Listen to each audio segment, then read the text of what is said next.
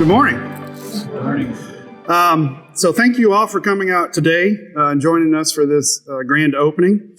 This is incredibly exciting for all of us at EMS. Talk about an early Christmas present. I don't think we could have a better one than this fantastic station. I'm Don Garner. I am the Deputy Chief and Chief Operating Officer for Wake County EMS. And as I said, this is an exciting day for Wake County EMS, as we officially open the Garner Main EMS Station. This regional station holds tremendous promise for the dedicated professionals who work tirelessly day in, day out to ensure the health and safety of our community. It's more than a logistical upgrade. It is an important step towards enhancing the efficiency and effectiveness of our EMS system. To tell you more about this great new facility, I'd like to invite Commissioner Matt Calabria up for a few words. Commissioner? Thank you very much, Don. Good morning. It's a testament to the importance of a building like this that you get a good crowd. You know, anybody who does event planning knows it's like pulling teeth just to get 15 people in a room sometimes. And so it's good to see all of you. And this really is an important day for Garner, for southeastern Wake County, for all of Wake County, for reasons I'll talk a little bit about in a bit. But I want to start by recognizing my colleagues on the Wake County Board of Commissioners. We have Vice Chair Susan Evans, Commissioner Don Mile, and I know David's going to do some introductions and thanks here in a little bit, but I do want to say a word of thanks to our staff and to our partners who have worked really hard to put this project together. As we all know, when you have something important that needs to get done, at least in local government, it's so important to have good folks working collaboratively together because that's the only real reliable way to get things done. And so we're very appreciative of the partnership with the school system that's leasing us the land for 50 years. Hopefully we'll be around for more than 50 years, but we've got a 50-year lease on the land with the school system, a partnership with the town, and with the county, and of course, not just our EMS department, but our fire service as well. And I know we've got Representatives Chief, thank you for coming, and Daryl and others. So thank you all for bringing this together. It really does take a village to create a facility like this. We're here because of this beautiful state-of-the-art facility, and maybe to get a tour here in a little bit for those of us who haven't had the opportunity, but it's also important to zoom out a little bit and talk about how this fits into the broader context, a new strategy for Wake County, and also for it's emblematic of the renewed and redoubled commitment that the county has to public safety. Everyone knows that this county is growing, and depending on the month, it's 56 people a day or 63 people a day or whatever it is, it keeps changing, but we know we're growing and rapidly. We're one of the top 2 or 3 most rapidly growing areas in the country. And we are now at about 1.2 million people in Wake County alone. And of course, that includes Garner, which has grown by about a third since 2010. And of course, we're still growing. My wife, who is a PA at Wake Med, has pointed out that Wake Med has the 8th busiest ED in the country. And I have no doubt that you all are very busy all the time as well, and we see the data to support that. More neighbors means more traffic, which means that our ambulances have to contend with that traffic, as everyone does, but it also means increases in call volume. And what's interesting is the call volume has increased at a rate more rapid than our population increase, especially coming out of the pandemic in particular. And those calls don't come in a nice convenient time when nothing else is going on. People aren't considerate enough to smooth out that curve. They have emergencies when they have emergencies. And so we have to plan not just for the slow times, but for the peak times as well. And so it's crucial to find innovative ways to keep up with that demand.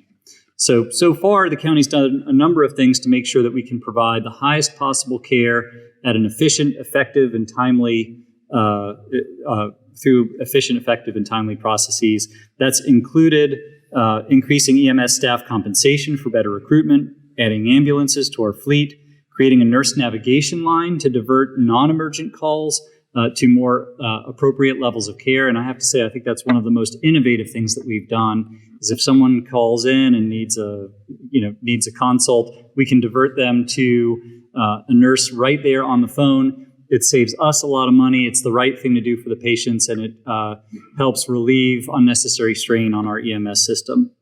The EMS team serves people who are experiencing probably one of the worst days in their lives, whether it be a car accident or an emergent health situation. And so we're very proud that our folks can respond quickly with the best training, the best supports, and the best equipment that is available to us today. And we also want all EMS folks to know that Wake County has their back, all responders to know that Wake County has their back. And one more recent example of that is making sure that our fire and our EMS personnel have adequate ballistics gear, vests, and helmets, because we know that, heaven forbid, there's an active shooter situation. All first responders respond.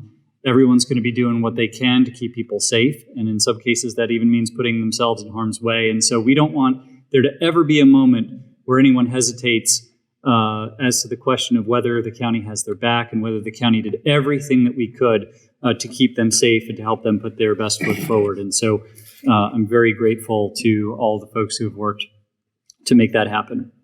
Another way that we're improving efficiency is transitioning Wake EMS to a regional hub model. And that's what this is. That's one of the most groundbreaking aspects of this facility. It's more traditional to have one central hub where folks can go and get vehicles maintenance and load up on equipment for their vehicles. But that model no longer works for us because we're growing. Between the growing population, skyrocketing call volume, the fact that our team covers 860 square miles here in Wake County, the new regional model is a much better fit, and the old model isn't quite working as well as it otherwise could. So by having regional depots, regional hubs like this one, and this is, again, is the first one in Wake County, folks are better able to stay in the communities to which they're assigned and spend more time training or going on calls and less time in transit. So we're removing the transaction costs and making, again, a much more efficient and effective system, and also, of course, putting another station on the ground, which we desperately need in our rapidly growing area. So this is the first regional hub. It's going to serve as a prototype, and we're confident that it's going to succeed. And when it does, I think it'll serve as a model for what we can do elsewhere in Wake County. The facility also includes a lot of energy efficient components that I want to highlight just briefly. That includes cool concrete pavement, efficient stormwater management, energy efficient systems throughout, a solar reflective metal roof, and electric vehicle charging stations, just to name a few. And you might not have noticed on the way in, but all of the landscaping on the whole property is native plants that are also drought resistant. So we're trying to be in keeping with preserving the natural beauty of the area and also being efficient with our natural and financial resources as well. Another exciting component is the photovoltaic cells up on the roof that we've got here, which support the County Commission's goal of achieving 100% clean energy for our buildings and for our fleet by 2050. But the panels are also going to cover more than a third of our electricity costs in the years ahead, which is going to accrue to a savings for the county as well. And so it's a great example of how we can do the right thing and the smart thing at the same time by building efficiency into our buildings and making sure that we're as effective as we can. So as you can see, efficiency and quality are really central to what we're doing in the county, and we're very appreciative for this facility. But the last thing I want to say is to really end where I started, which is to say that we are greatly appreciative of our first responders. And ultimately, this is just a setting. It's a starting point. The magic happens, the important work happens when our first responders go out and take care of folks. And so we cannot do what we do without great folks, and we cannot have great folks unless we effectively recruit and retain those folks, we pay them adequately, and we make sure that they are safe and efficient, effective in what they do. So we are all grateful for the work that our first responders do. We're grateful for this new facility, and I'm grateful to have gotten a chance to talk with you today. Next up, we have County Manager David Ellis.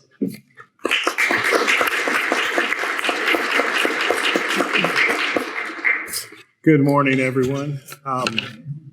This is just impressive. I was sitting just looking around at the building, And as Commissioner Calabria stated, the real magic will happen when folks get in here, but this is just an impressive facility.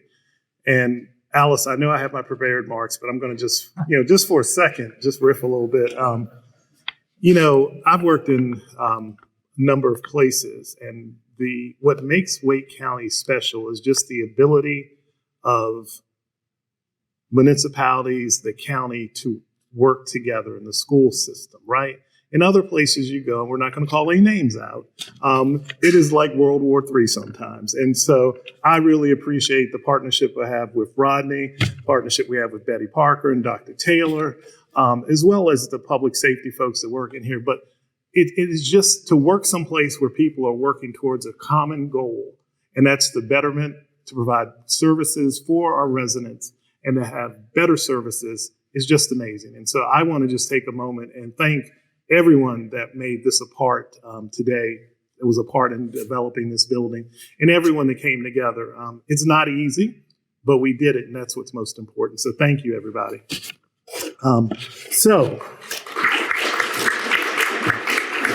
So this station will enhance our ability to respond swiftly and effectively to the needs of our residents.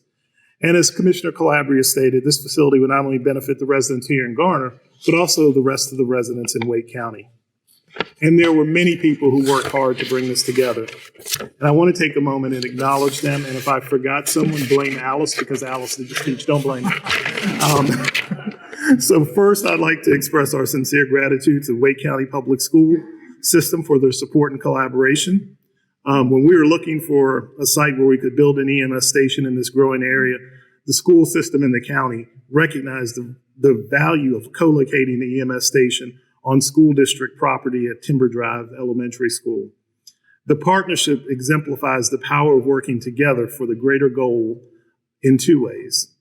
It allows us to strategically position emergency services where they are needed most, and it ensures taxpayers that public funds are being utilized in an optimal way. Betty, thank you. And Margaret Sutter, are you here? Hi, Margaret. We haven't met. Thank you for being a part of this. And I'd also like to recognize our contractor, Racanelli Construction. Thank you to Scott Drabetko, Scott Wood, and Tom Pareto. Our design team, Jim Powell, Mike Esposito, and Keith Carlin with AW Architecture. Zach Pierce and Donovan Price with CLH Engineers, and Reggie Adams and Paul Rometti with Sigma Engineers. Thank you all. From Wake County, the A-team, as I call them, Facilities Design and Construction, Mark Forestieri, Tommy Moorman, and Mark Edmondson. Mark, do you want to give us a woo this morning, or are you going to be quiet? There we go.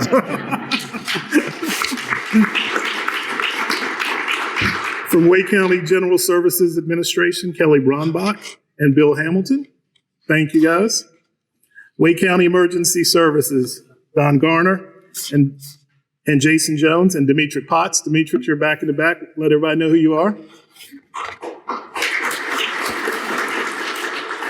And I want to special thank, I mentioned them earlier, but I want to recognize the town of Garner, and the town council members will please stand and let folks know that you're here.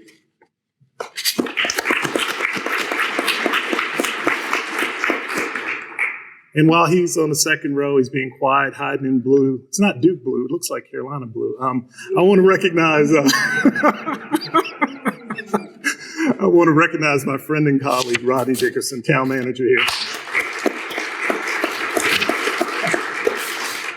So as Commissioner Calabria mentioned, we are committed to public safety here in Wake County, and we'll be ready with facilities to support EMS operations both now and in the future. Through our EMS Master Facilities Plan, we will invest $1 million over the next 7 years to upgrade and replace existing EMS stations and build new ones to ensure we can respond quickly to calls in every corner of Wake County. Now, I said $1 million, and no one said, what are you talking about?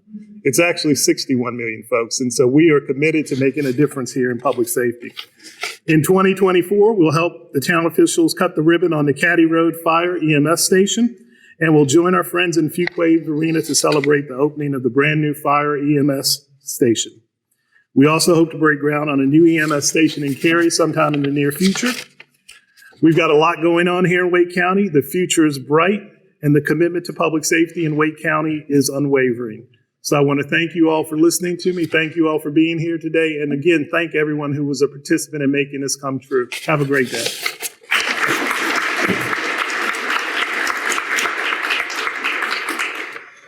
Thank you, Commissioner Calabria and County Manager Ellis, for joining us today. Earlier, I mentioned how excited I was for the opening of this station. I'm excited for the continued support that we receive from the board and from the county manager's office. And this station is symbolic of their support, and we look forward to that continued support in the future. I'm excited for the EMTs and our paramedics who will live and work out of this great facility. This shows that we are committed to the well-being of our providers, and it acknowledges the challenges they face on a daily basis and provides us supportive infrastructure to make their work easier. I'm excited for the Garner Fire Department. Chief Pool's here. Over a decade ago, we showed up, kind of like Cousin Eddie, needing a place to base ambulances out of. And just like our call volume is growing, their call volume is growing, and they've hired more personnel and trucks. So we've been co-located with them right down the road. And so we'll now vacate that station and give them their space back, which they need. At 2 o'clock, congratulations to Chief Poole and getting his station back. They've been great partners, the Garner Fire Department and the town itself. And we look forward to opening our next station with them, like County Manager Ellis said. I'm excited for the town of Garner. On a personal note, I'm from Garner. I graduated from high school in Garner, born and raised here. And so this station is a little extra special for me. I still have a lot of friends and family who live here. And this station is a testament to our commitment to the community and our mission to provide prompt, compassionate, and clinically excellent care now and in the future. I'd also like to thank a couple of people. I would like to thank Mike and ADW and Racanelli Construction for taking sort of this nebulous concept that we had and turning it into reality. And that was not an easy thing to do. I'd also like to thank Tommy Mormon with FDNC for always delivering for us. We appreciate all his efforts with all of our CIP projects. And you've heard her name a couple of times. I'd like to give a shout out to Alice with our comm staff. She helped plan a lot of all of this, and she doesn't get a lot of credit, even though she writes the talking points. She doesn't say thank me in the talking points. So I put her on the spot and embarrass her since she made me do TV interviews. So thanks to Alice for all of her support.